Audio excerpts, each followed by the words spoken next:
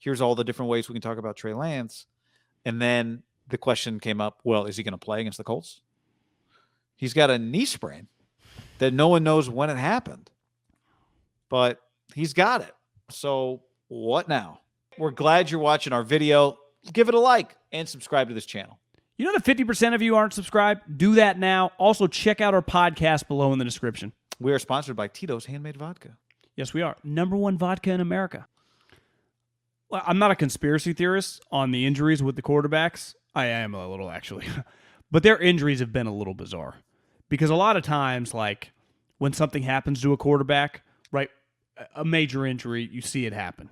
With Jimmy Garoppolo, no one saw it happen, and he kept playing through it. With Trey Lance, he played the entire game. Then I watched his press conference, and he acted like he was completely fine. And then less than 24 hours, they say he has a knee sprain. Now, I'm not saying something nefarious is going on here, but it did to me. I mean, I think to everybody, it was a shocking revelation when they announced that he has a knee sprain. Was it shocking to you when you saw Trey Lance knee sprain? Because we did not see it happen. And a huge part of the game, like, did it happen the last play of the game? He was running the entire game. It was shocking to me. It was shocking to me. What was not shocking to me is that when a quarterback plays that style of game, that they get hurt. But yes, it was shocking. But don't we usually see it happen on the field, like them kind of limp off or need some help up? Or there wasn't one play where he got up slow. And and again, if you watch his press conference after the game, I actually noticed this on the second time around because you and I had talked off air a little bit about this. Like, there's a confidence to running that Lamar has, right? And that Cam Newton had. And when I say a confidence, that goes into like recklessness fast. When Lamar is running and there are people, like, he will dive high. Cam clearly did that a lot, right? They would put their body in places that their GM and owner in the box heart had to just stop a lot when you watch those two players. I can't imagine. Maybe you just become numb to it with Lamar. One thing I think Trey did, and he mentioned this after the game, he's like, really beside the hit I took on the goal line, I never got hit. And when he's not going to slide, I don't think. I mean, we didn't see him slide. He does get down. Like, I think his style of getting down is he gets down fast, and then they hit each other. Like, he is not taking the hits. He said that, and I thought, like, I know what you're saying, but you still have guys landing on you. I actually think he's purposely, the way he was hitting the ground, was to, like, avoid some hits. Not the goal line one, which I just think he found himself in a position that I don't think he planned on at the beginning. But all the other ones, he kind of torpedoes to the grass as the other guys. He's not diving into guys. Which is good in theory. But he's still going head first, and he still can get hit if they get him. Yeah, but to me, what's hard about it is he's decisive when he decides to run. Like, he goes. Like, he has no problem running. That much is clear. But when you're trying to find your runway at the end of the play, there's a lot going on, right? If you just know, if you have it in your head, I slide. That's what I do. I slide. Anytime it's about the play's about to end, I slide, right? The way Russ often does it, the way Kyler does it, like there is no indecision in how the thing's going to end. He has no problem jumping off the diving board. He just doesn't jump knowing he's going to dive or do a belly flop or do a 360 or do the thing where you like grab one foot and put it in the air. That's the problem. So like ending the run is the challenge for him. And part of it might be getting used to the speed of the game. He's clearly not afraid to get hit, but I don't think he's yet figured out what the best way to end some of these runs. And to me, that's when you end up it's better to decide you're going to take somebody on or you're going to slide than to be in between and not exactly know the best way. And I think you see him. Now, I got to be careful because they've done studies. Like when you watch somebody in slow motion, you think faster than they're moving in slow motion. So like you can watch somebody in slow motion and watch their eyes look to the side and think, and then you watch it and go, oh my God, he's looking for who's going to hit him. But it's something that happens so quickly that you can ascribe thoughts to a person in slow motion. I feel these are your referee friends telling you. No. I listened to a book about psychology that this was one of the things.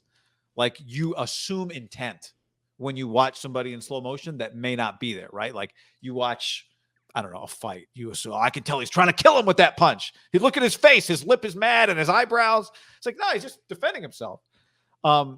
But I do think there's something to what you're saying. Like I don't think he knows quite how to end the play yet. And hopefully that should come with time. And part of it is that he knows he's big enough to go make to take somebody on. We're many But- Buda Bakers and J.J. Watson, Chandler Jones at South Dakota State, probably. Or Isaiah Simmons, and he won that battle. He did. He took him out. I think I'm very. To me, this is a fascinating story. They need to win. They need to beat the Colts. Jimmy was close to being ready for the game that they played against the Cardinals, right? So presumably Garoppolo should be ready by the time the Colts game rolls around. If Nate Sudfeld starts, you could throw any of your conspiracy theories out. You would not intentionally hurt Trey Lance to play Nate Sudfeld. That's true. One thing I'm confident in, Trey Lance will play again soon. Even if Jimmy Garoppolo is healthy enough to play, I doubt we'll ever get him back to 100%. And, either he doesn't play well enough to win or he gets hurt. And we have not seen the last of Trey Lance. I don't know if he'll be the quarterback against the Colts. I hope that he is. Me too.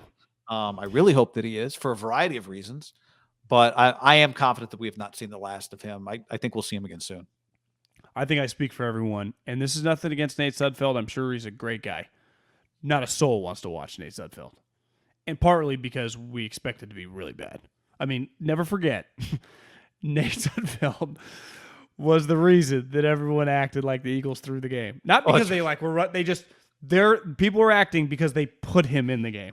Like, putting Nate Sudfeld in the game alerted the entire NFL fan base / other teams attempting to get that spot to win the division, because I forget who they were playing, Washington, that they were throwing the game. He was viewed as such a poor player that if you put him in the game, you were throwing it. Not because you just run dumb plays or whatever, just by putting him in the game.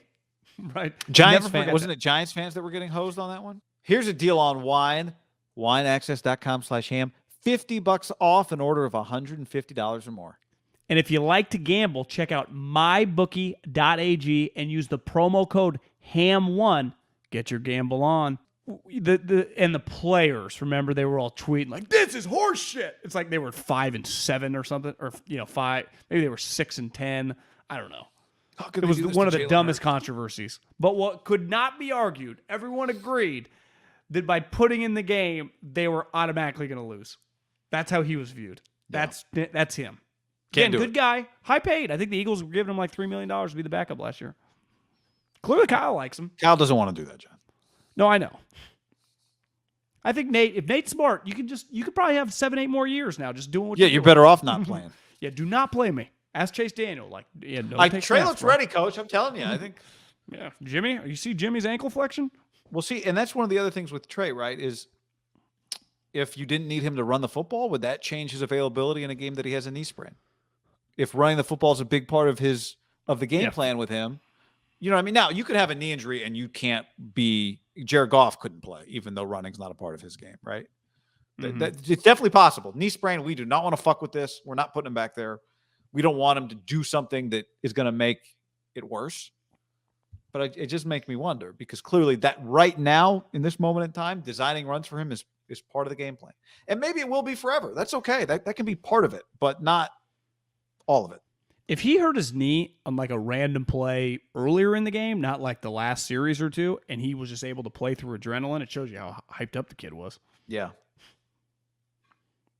Kind of like Russell, like my finger doesn't hurt, and then all of a sudden he like takes off his clothes and he goes home to Ciara and he's like, "Oh my God, my finger is throbbing. Get me a wheelchair."